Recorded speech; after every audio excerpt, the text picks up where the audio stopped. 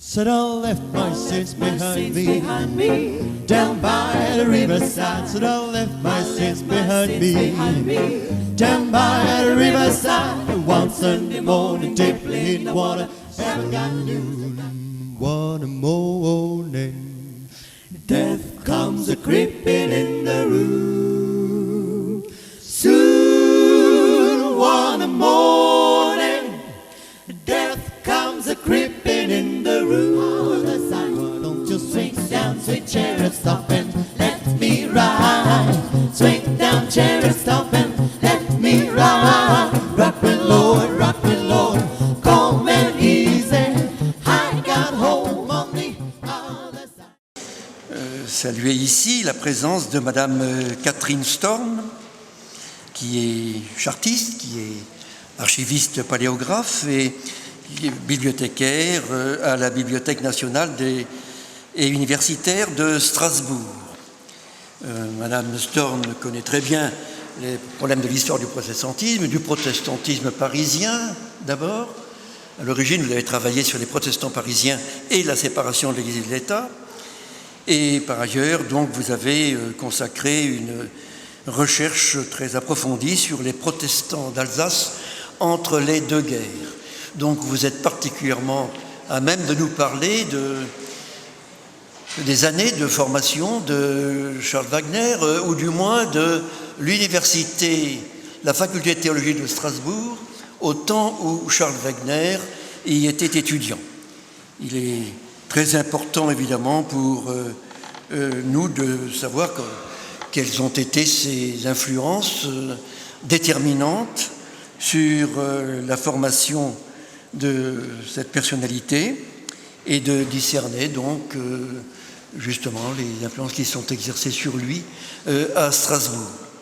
Chacun est fils de son enfance, de sa jeunesse, donc comprendre Charles Wagner, c'est comprendre aussi ou essayer de saisir ses années de jeunesse. Je vous donne donc la parole. Merci. D'abord, je voudrais vous remercier de m'avoir invité et remercier les organisateurs et organisatrices de cette journée et de ce délicieux repas. Et j'espère que je ne dépasserai pas trop les délais, mais mon maître André Ancrevé a montré le mauvais exemple ce matin. Donc mon projet ici, effectivement, est d'esquisser les grandes lignes de l'enseignement à la faculté de théologie protestante de Strasbourg à l'époque où Charles Wagner était étudiant. Essayer de voir si ces années de formation ont eu une influence sur sa théologie et s'il a été marqué en quelque sorte par une spécificité alsacienne. Le projet est délicat, je vous en parle dans l'introduction, je n'y reviendrai pas parce que je n'ai pas la clé, je n'ai pas la réponse. C'est délicat car la majorité des publications de Charles Wagner sont plutôt à valeur pédagogique, sont illustrées par l'expérience religieuse et ne sont pas des publications scientifiques à proprement parler. D'autre part, les points forts de la faculté de théologie de Strasbourg, on le verra, c'est l'histoire et l'exégèse biblique, domaines qui ne sont pas les domaines de prédilection de Charles Wagner. J'ai trouvé de nombreux renseignements, d'une part dans la biographie de son gendre, que vous connaissez tous ici, le pasteur Vauthier des Galliers, un homme, le pasteur Charles Wagner, et d'autre part dans un ouvrage de Charles Théodore Gérold, la faculté de théologie et le séminaire protestant de Strasbourg, de 1803 à 1872. Donc d'abord, Charles Wagner en quelques dates, même si vous en connaissez tout autant. Il est né en 1852, a vécu son enfance en Alsace, orphelin de père très jeune, à l'âge de 7 ans. Il a eu sa première instruction religieuse par son grand-père, qui était lui-même pasteur, puis par le pasteur Charles-Adolphe Lewengut, pasteur d'Hautevillers, où vivait Wagner. Ce pasteur, nous y reviendrons plus tard, était luthérien confessionnel. Vauthier des Galliers et Charles Wagner, comme vous le savez, la biographie de Vauthier des Galliers reprend en grande partie le journal de Charles Wagner.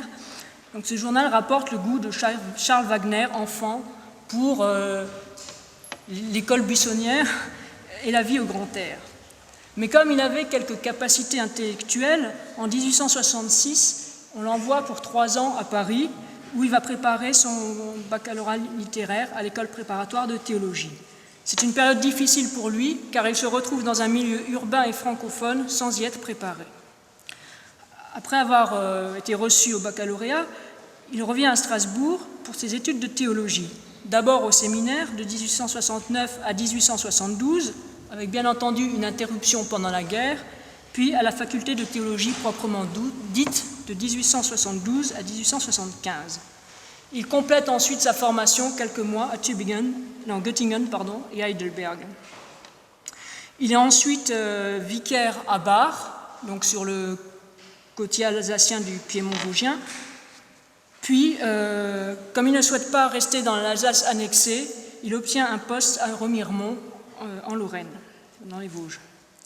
Ensuite, il souhaite demeurer dans un centre intellectuel, et c'est à ce moment-là qu'il est sollicité par le comité libéral pour venir à Paris.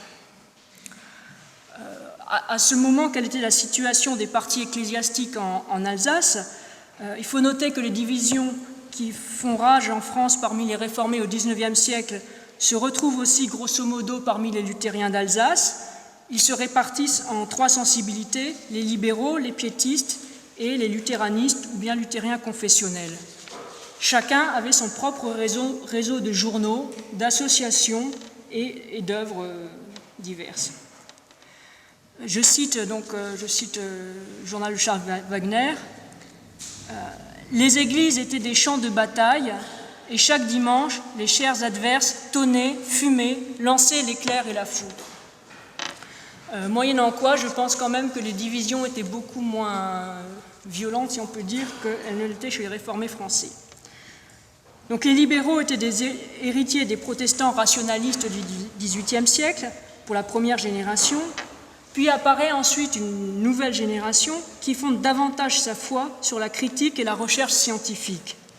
Et on se retrouve avec deux représentants, Jean-Guillaume Baum et Édouard Reuss, tous deux professeurs à la faculté de théologie, nous en reparlerons, et tous deux représentants d'un libéralisme modéré, en tout cas bien davantage que celui d'un Timothée Colani, qui quitte l'Alsace en 1870. Timothée Colani, qui, je le rappelle, avait fondé la revue de philosophie et de théologie chrétienne, dite Revue de Strasbourg, mais cette revue, qui est le fer de lance du libéralisme, cesse aussi de paraître en 1869. Donc Jean-Guillaume Baum et Édouard Reuss étaient aussi beaucoup plus modérés qu'un Edmond Scherer, auquel je pense André Ancrevet a largement pensé ce matin sans le nommer, ou d'un Félix Pécaud. Une deuxième tendance, c'est le piétisme, qui puise à la même source d'inspiration que le mouvement du Réveil qui toucha les réformés en Suisse, en France ou dans le Pays de Galles, avec une insistance sur la piété vivante personnelle, sur la foi manifestée dans les actes. Enfin, le troisième parti, le parti luthérien confessionnel, est partisan d'une interprétation littérale de la confession d'Augsbourg, d'un retour à la doctrine de Luther par l'intermédiaire du petit catéchisme. Son principal représentant est le pasteur Frédéric Horning. Et le pasteur Charles Adolphe Lowengut, qui était le premier pasteur de Charles Wagner, je cite, était imbu des idées ultra-piétistes du pasteur Horning de Strasbourg, ne voyait le salut que dans une foi exempte de raisonnement et basée sur l'interprétation libérale des textes. Tous ceux qui ne partageaient pas cette manière de voir étaient voués à la damnation. Et un peu plus loin, enfin quelques pages plus loin, Wagner écrit « Au début, j'étais un enfant terrorisé par l'orthodoxie luthérienne ». Alors, quelle était la situation de la faculté de théologie? Quelle est un peu son histoire? Les articles organiques, au début du XIXe siècle, prévoient la création d'un séminaire à Strasbourg pour la formation des pasteurs luthériens.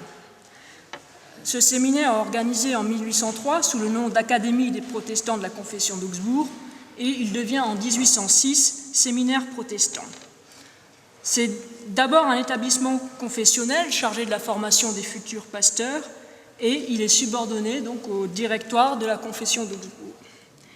Il a deux missions principales. C'est un corps d'administrateurs des biens pour les fonds de bourse, de la bibliothèque, des bâtiments de l'ancienne université et de toutes les fondations protestantes dédiées à l'enseignement et qui n'avaient pas été nationalisées au moment de la Révolution, notamment les biens du chapitre Saint-Thomas.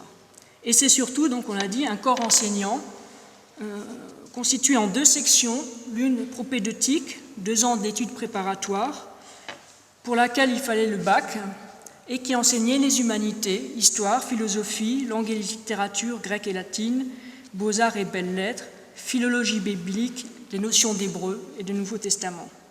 Et enfin, une partie, la section théologique, qui durait 3 ans, qui comportait 4 chaires, la dogmatique, morale, homilétique, histoire ecclésiastique. Donc il y avait quelques trous, parmi lesquels l'exégèse de l'Ancien et du Nouveau Testament, qui seront comblés par la suite. Mais en 1808 paraît aussi le décret impérial sur l'organisation de l'université en France et la création des facultés, et une faculté de théologie au sein donc, de cette université est créée à Strasbourg. Elle est organisée en 1818 avec 6 chaires, dogme luthérien, dogme réformé, morale évangélique, exégèse biblique, histoire de l'Église, éloquence sacrée.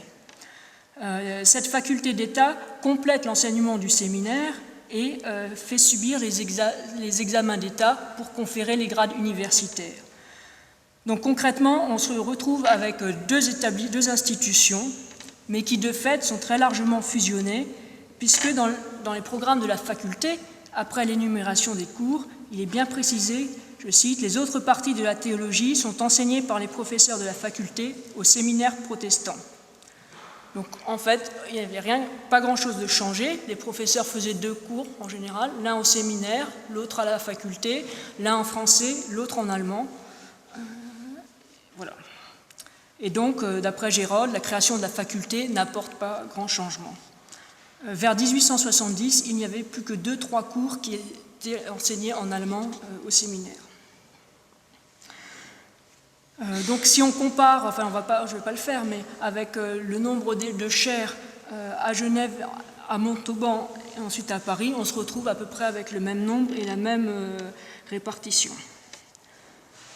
Donc Charles Wagner débute à l'automne 1869 ses études de théologie au séminaire, et puis elles sont interrompues donc, à l'été 1870 par la déclaration de guerre.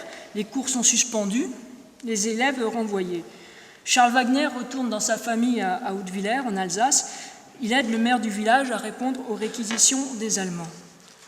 Mais pour lui, la période de la guerre est avant tout une période de doute existentiel. Et je cite, « J'avais 18 ans et c'est à peine si je me suis aperçu de la guerre.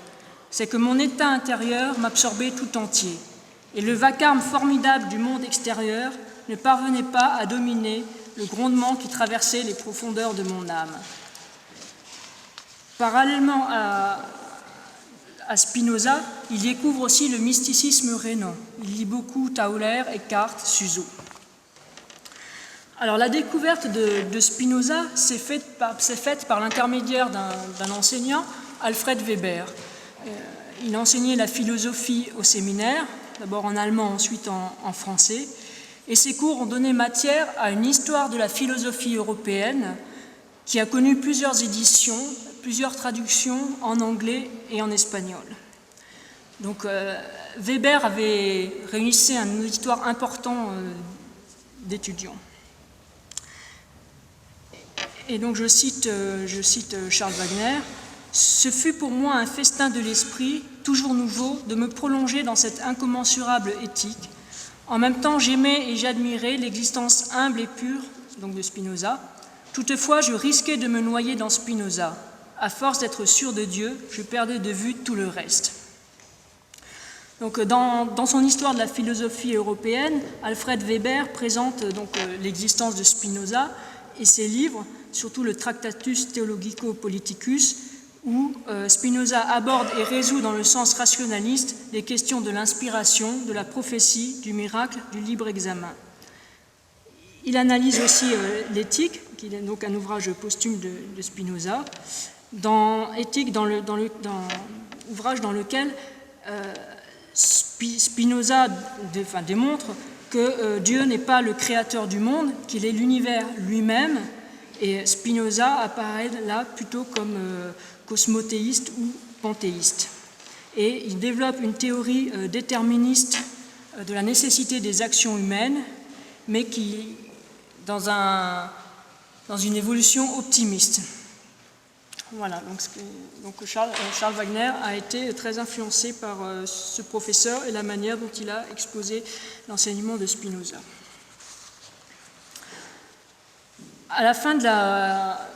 après la capitulation de Strasbourg, les cours ont repris au séminaire. Ils ont repris avec les mêmes enseignants, à l'exception notoire de trois d'entre eux, Timothée Colani, qui était absent au moment du siège et qui a démissionné, d'Auguste Sabatier, qui sera expulsé de Strasbourg, et de Frédéric Lichtenberger, qui est parti pour Paris en 1872. Donc les deux derniers ont été les fondateurs de la faculté de théologie protestante de Paris. Quelques mois plus tard, donc, la faculté de théologie ouvre à nouveau. Il y a le traité de Francfort et donc les premiers étudiants commencent à se réinscrire. Et en avril 1872, c'est la loi sur la création de l'université de Strasbourg, la Kaiser Wilhelm Universität. Elle intègre la faculté de théologie protestante, mais pas la faculté de théologie catholique. Alors Charles Wagner en est, je ne vais pas dire l'un des premiers étudiants, mais enfin, il est immatriculé le 16 mai 1872. Et en fin 1873, le séminaire est supprimé. C'est-à-dire qu'il ne cadrait pas avec le monopole de l'enseignement que voulait se réserver l'État allemand. Et donc il a été purement et simplement supprimé. La partie administration des biens a été confiée au chapitre Saint-Thomas. Et pour la partie préparatoire, les 2 premières années, elles ont aussi été abandonnées et les élèves devaient suivre les enseignements dans les autres facultés, par exemple pour la philosophie notamment.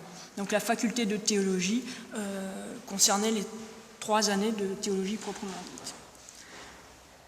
Alors quels ont été les enseignements et les enseignants? J'ai essayé de synthétiser un petit peu les programmes, sachant que en théorie, les élèves étaient censés y assister. Donc je n'ai pas les listes de présence, je ne peux que supposer que Charles Wagner les a suivis.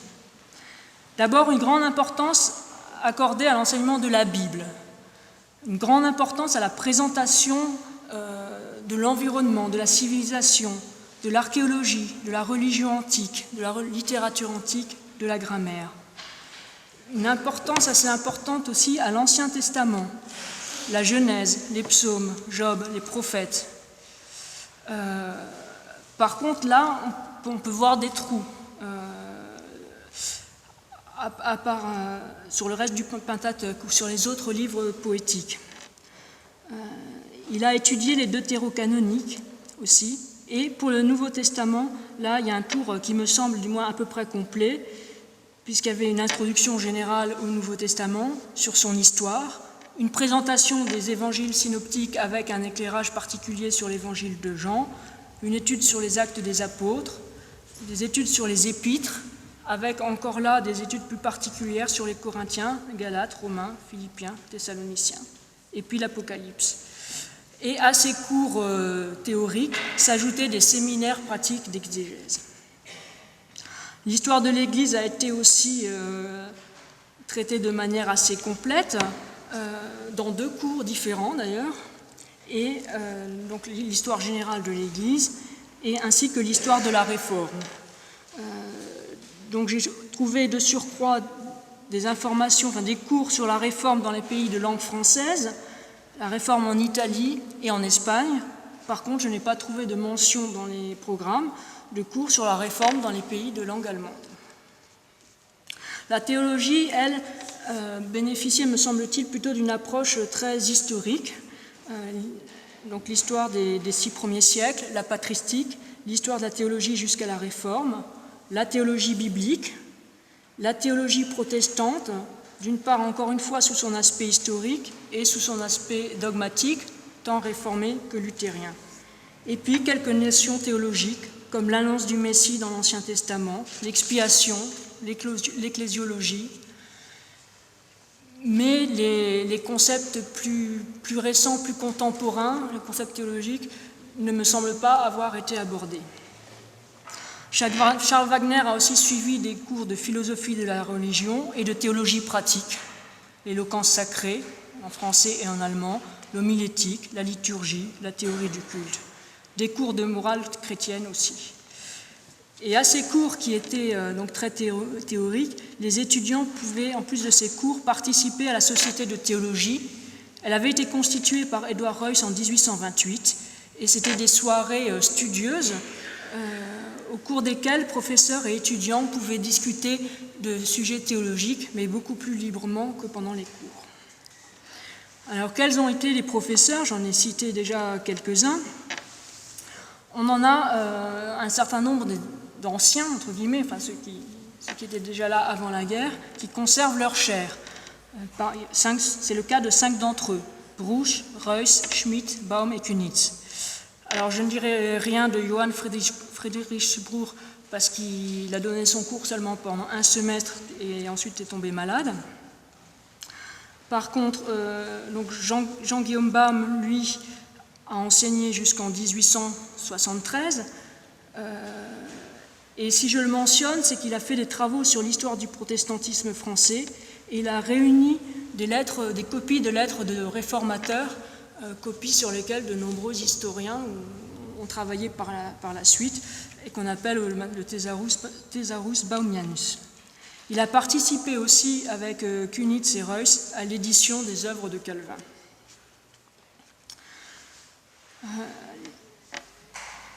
L'histoire de l'Église était abordée par Charles Schmitt, et je cite Paul Lopstein, qui a été non pas un contemporain de Charles Wagner, mais 2 ans plus tôt, 2 ans son aîné. Rien de plus solide et de substantiel que les leçons d'histoire de l'Église professées par Charles Schmitt. Son exposition était d'une clarté et d'une simplicité parfaite. On retrouve aussi un autre professeur, Édouard Kunitz, qui était professeur d'exégèse du Nouveau Testament, mais qui est largement connu par ses publications sur l'histoire et qui a travaillé notamment, sur beaucoup de sujets, dont le développement du droit ecclésiastique protestant en France.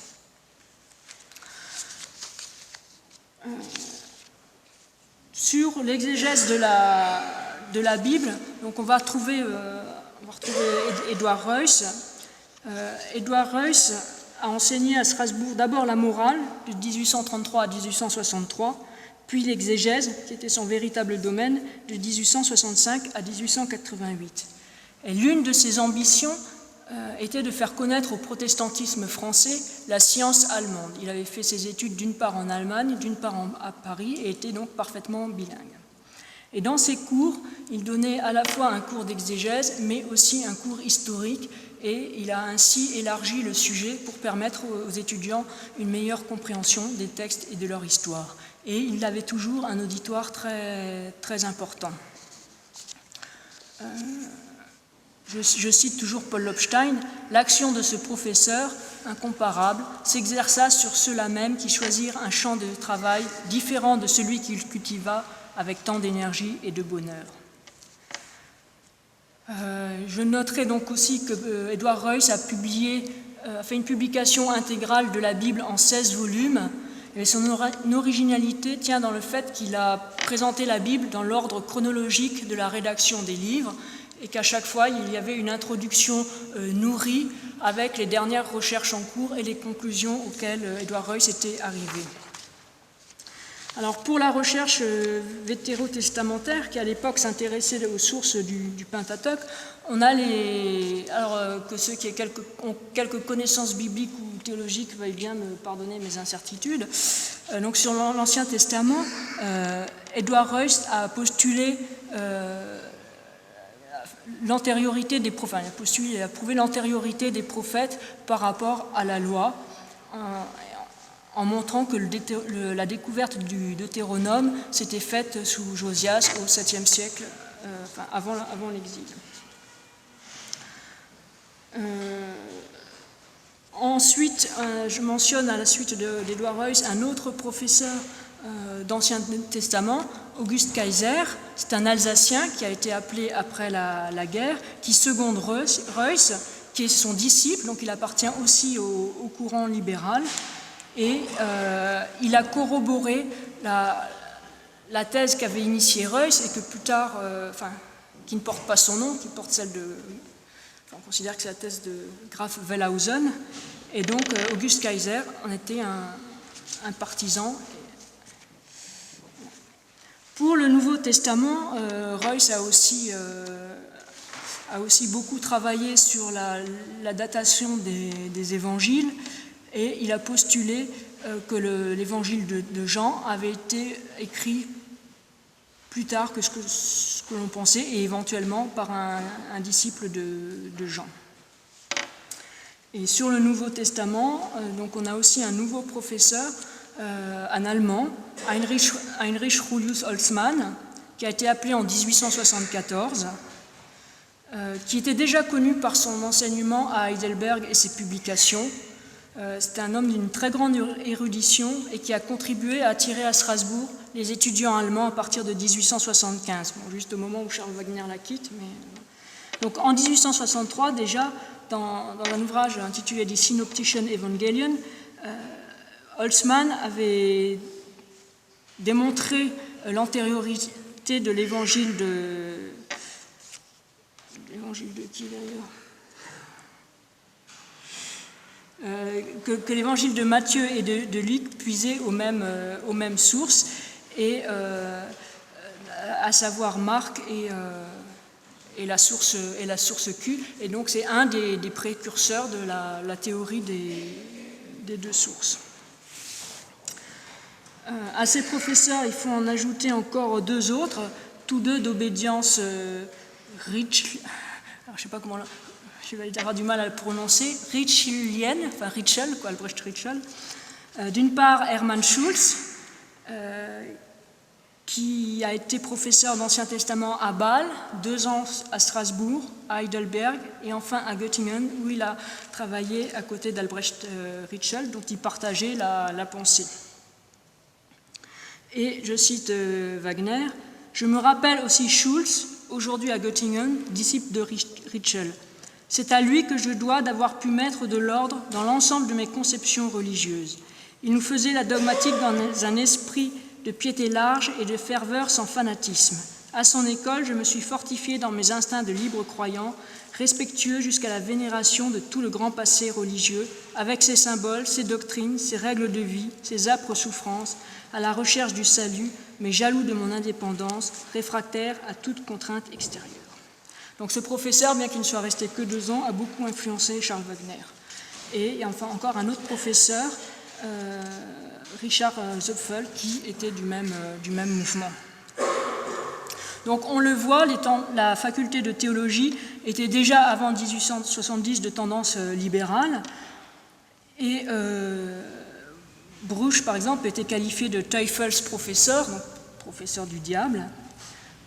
Et quand Coligny a été nommé en 1865, il y a eu des oppositions et des levées de boucliers. Donc ces mêmes libéraux, la plupart restent après 1870, et en plus avec le départ de Lichtenberger et de Sabatier, qui apparaissaient parmi les plus modérés, le caractère libéral de la faculté se renforce encore. Et en 1874, quand il faut remplacer 2 professeurs, d'une part Bruch et d'autre part Schulz, à chaque fois le parti confessionnel et le parti piétiste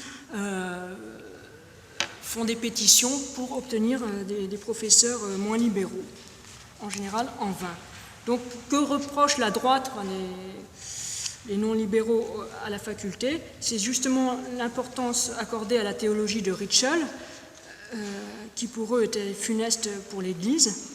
Et ils estimaient d'autre part que la critique scientifique de la Bible détruisait la foi en l'écriture sainte comme parole de Dieu.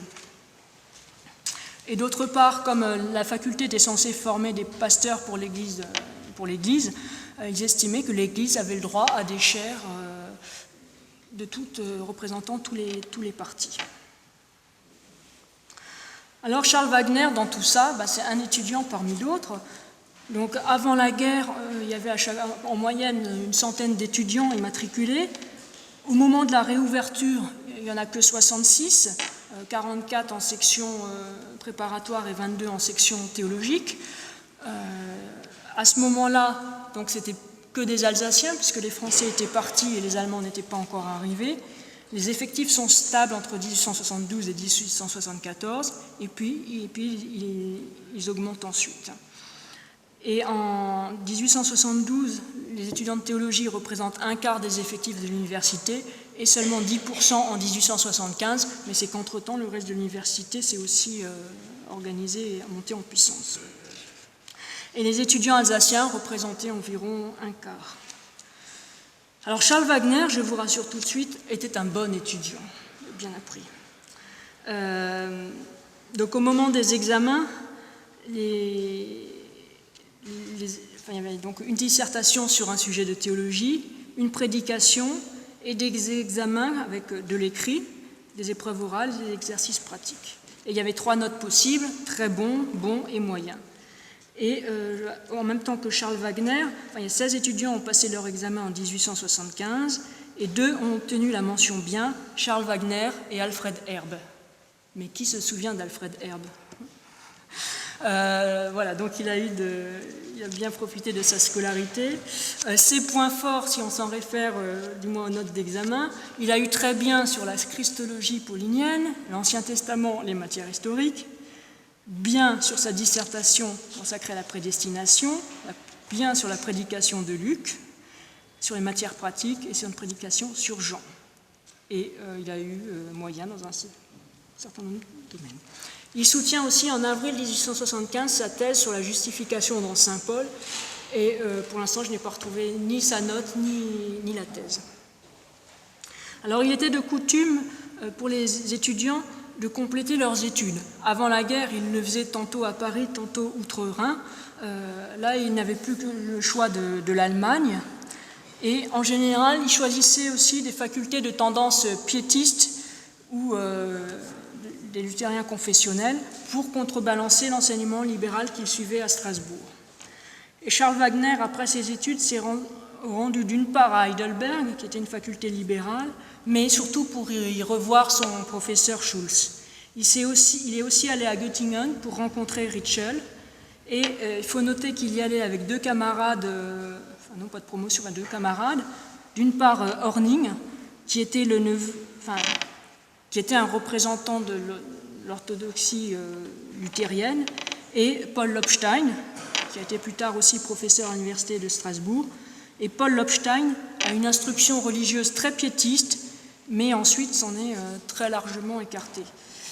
Donc c'est vrai que Charles Wagner ne pouvait pas forcément boire le café avec tout le monde, mais parmi ses amis, il en avait de chaque tendance. Alors la vie para-étudiante, je crois qu'à cette époque, elle n'était pas si catastrophique qu'elle avait pu l'être quelques décennies auparavant, soit à Strasbourg, soit à Montauban, où on relevait les écarts des étudiants qui étaient indignes de futurs pasteurs. Là, il semble qu'il n'y ait pas eu beaucoup de problèmes. Je noterai juste que, donc, selon leur tendance, il y avait des associations d'étudiants, et les étudiants s'y retrouvaient selon leur tendance. Dans le cas de Strasbourg, on avait d'une part la Wilhelmitana, qui avait été fondée en 1855, qui était une association libérale.